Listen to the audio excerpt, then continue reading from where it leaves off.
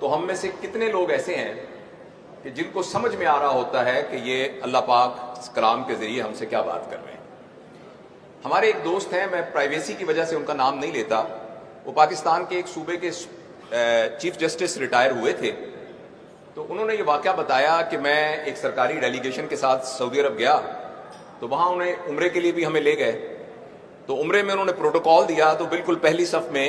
امام صاحب کے پیچھے ہی ہم نماز پڑھ رہے تھے، تو فجر کی نماز تھی، تو نماز میں امام صاحب نے کچھ تلاوت کی تو امام صاحب رونے لگ گئے، اور جو میرے دائیں بائیں لوگ تھے وہ بھی رونے لگ گئے۔ میں سوچوں کہ یہ کیوں رو رہے ہیں، اور مجھے رونا ہی نہ آئے، اور جب سلام پھیرا تو سب کے گال بھیگے ہوئے تھے، امام صاحب کی بھی گھگی بندھی ہوئی تھی، مجھے بڑی شرم آئی کہ مجھے تو رونا ہی نہیں آیا، پتہ نہیں کوئی ایسی کیا خاص بات تھی۔ تو میں نے ساتھ والے سے پوچھا، اس نے کہا آپ نے سنا نہیں جب انہوں نے کہا تھا وَامْتَازُوا الْيَوْمَ أَيُّهَا الْمُجْرِمُونَ، تو اس پر امام صاحب کی رونے لگ گئے۔ تو اس نے کہا اس کا کیا مطلب ہے؟ انہوں نے کہا اس کا مطلب یہ ہے کہ قرآن کی آیت ہے جس میں اللہ پاک کہیں گے کہ آخرت میں سب لوگ اکٹھے ہی ہوں گے بیٹھے ہوئے، تو اچانک اللہ پاک یہ کہیں گے کہ اے مجرموں آج تم الگ الگ ہو جاؤ، تو ایک دم ایک دیوار گرے گی اور کچھ لوگ ادھر ہو جائیں گے کچھ لوگ ادھر ہو جائیں گے، تو اس بات کا خوف ہوا کہ ہم کہیں دیوار کے پرلی طرف تو نہیں ہوں گے۔ تو وہ جو چیف جسٹس تھے نا، وہ کہتے میں اس وقت تو نہیں رویا، لیکن اپنے کمرے میں آ کے میں نے دیوار پہ سر مار مار کے رویا کہ میں نے قانون کی اتنی کتابیں پڑھی ہوئی ہیں، لیکن مجھے اس بات کی سمجھ نہیں آئی کہ اللہ پاک نے قرآن میں کیا کہا۔ میں آپ سے یہ نہیں کہتا کہ آپ میں سے کتنے لوگ ایسے ہیں جنہوں نے جب اس بچے نے تلاوت کی تو ان کو سمجھ میں آ رہا تھا، ہم میں سے کتنے لوگ ایسے ہیں کہ جب انہوں نے کہا والتین والزیتون، قسم ہے انجیر کی، قسم ہے زیتون کی، بطور سینین، اور جو طور سینا کے پہاڑ کی، بہذا البلد الامین،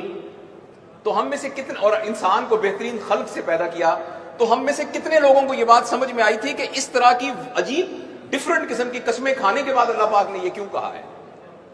البتہ یہ بات میں آپ سے تو نہیں کہتا کہ آپ ہاتھ کھڑا کر کے بتائیں کہ کتنے لوگوں کو یہ بات سمجھ میں آ رہی تھی۔ البتہ پچھلی حکومت میں ایک دفعہ اسلام آباد کے کنونشن سینٹر میں نوجوانوں کا ایک سمپوزیم پچھلی حکومت نے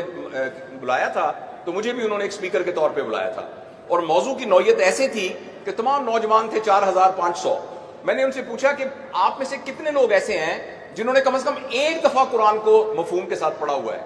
آپ یقین کریں کہ وہ 4500 جو کہ پوسٹ گریجویٹ تھے، پی ایچ ڈی بھی تھے، ان میں سے ایک بھی ہاتھ کھڑا نہیں ہوا۔ تو مجھے ابھی بیٹھے بیٹھے یہ خیال آیا کہ میرے بہت ہی پیارے دوستوں، بہت ہی پیارے بھائیوں، تھوڑے ہی عرصے کے بعد ہم نے اس دنیا سے چلے جانا ہے، اور اللہ کے سامنے پیش ہو کے ہم نے جو کچھ اس دنیا میں کیا ہے اس کا حساب دینا ہے۔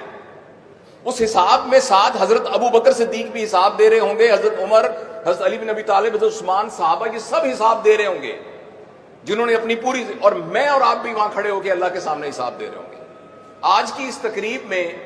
میرے خیال میں آپ سے دست بدستہ گزارش کرتا ہوں، ٹیک ہوم میسج یہ ہے کہ آپ کے بچے کے ایف ایس سی میں نمبر نہیں آئے، اس بات پر گھر میں 10 دن سوگ ہوتا ہے، تو اس بات پر بھی سوگ ہونا چاہیے کہ میرے بچے کو تو قرآن کا پتہ ہی نہیں ہے۔ بچے کو کیا، مجھے بھی نہیں پتا، میں ایک جگہ کا بڑا افسر ہوں، میں بہت مالدار ہوں، میری بڑی پراپرٹی ہے، میں نے ایک دفعہ بھی قرآن کو مفہوم کے ساتھ نہیں پڑھا۔ آپ حضرات کچھ لوگوں کا تعلق آرمی سے ہے، آپ ایک ایکسپیڈیشن کے لیے کوئی بھیجیں اور ان کو ایک مینول دیں جس میں سارا روڈ میپ ہو، اور وہ آپ کا جو بندہ ہے وہ وہاں جائے اور جا کے وہ روڈ میپ ہی نہ کھولے۔ تو اس طریقے سے اللہ تعالیٰ نے اس دنیا میں ہمیں بھیجا تھا کہ ہم یہاں آ کر لارجر دین لائف کوئی کام کر کے جا سکے۔ نبی کو مثال کے طور پر بھیجا اور ایک مینول بھیجا۔ میں آپ سے صرف گزارش کرنا چاہتا ہوں کہ میں کوئی عالم نہیں ہوں، کوئی لمبی چوڑی آپ سے کوئی مذہبی گفتگو نہیں کر سکتا، صرف یہ گزارش کرتا ہوں کہ آج سے ایک عہد کر لیجئے کہ آج سے، کل سے نہیں، آج سے گھر کے تمام افراد کو اکٹھے کر کے کم از کم آدھے گھنٹے کے لیے سارے لوگ اہتمام سے قرآن کا کم از کم ایک رکوع ترجمے کے ساتھ پڑھیں گے۔ میں آپ کو پوری ذمہ داری سے کہتا ہوں آپ یہ گھر میں کرنا شروع کر دیجئے۔ قرآن خود معلم ہے، قرآن خود ہمیں سکھانے لگ جائے گا۔ جہاں آپ کو کوئی مشکل کمپلیکیشن ہو تو علماء حضرات سے رابطہ کیجئے، البتہ لیکن قرآن ہمیں خود پڑھنے کے لیے اللہ تعالیٰ نے نبی کریم صلی اللہ علیہ وسلم کے ذریعے سے اللہ ہم سے مخاطب ہوا ہے، تو اس کے لیے میں آپ سے یہ گزارش کرنا چاہتا ہوں۔ اس پر البتہ میں اپنے دل کی تسلی کے لیے اور اپنے آپ کو بھی میں کمٹمنٹ کرنے کے لیے یہ ضرور کہوں گا کہ آپ میں سے کتنے لوگ، خاص طور پہ ہماری بیٹیاں اور بہنیں، کتنے لوگ اپنے دل میں اس بات کا تہیہ کرتے ہیں کہ آج سے انشاءاللہ ہمارے گھر میں کم از کم ایک رکوع قرآن کا پڑھا جائے گا، ہماری اولاد، ہمارے بیوی بچے، ہمارے گھر کے ملازم، ہمارے کھانا کھانے والے قیامت کے دن ہمارا گریبان پکڑیں گے، ہمارے وہ بچے جن کو ہم نے پڑھا لکھا کھلا کے پتہ نہیں کہاں پہنچا دیا، وہ ہمارا گریبان پکڑیں گے کہ آپ اتنے پڑھے لکھے، اتنے مالدار، اتنا سب کچھ تھے، آپ نے ہمیں ایک دفعہ بھی قرآن نہیں پڑھ کے مفہوم بتایا، آپ کو پتہ ہی نہیں سورہ کہف میں کیا لکھا ہوا ہے، آپ کو پتہ نہیں سورہ اعراف میں کیا لکھا ہوا ہے۔ تو میرے بھائیوں، یہ میری گزارش تھی، اللہ تعالی ہم سب کو عمل کی توفیق نصیب فرمائے۔